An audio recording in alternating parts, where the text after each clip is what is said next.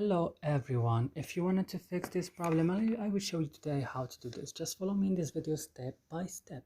So let's start. First, you don't need to open your Roblox. Go ahead and open your settings of your device.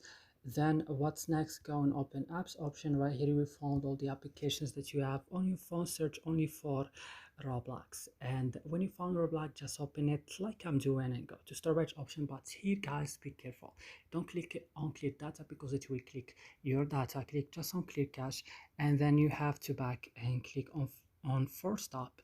Click OK, and then you go to battery and allow it on optimized mode like I'm doing. And then also you have to go to set as a default, open supported links, then go to permission, and here on permission you have to go to give permission to all of these options right here. Go to your Play Store, update your Roblox, then restart your phone. So that's it in this video. I hope it's useful for you. Don't forget to like, subscribe, and watch, and I'll see you in another video.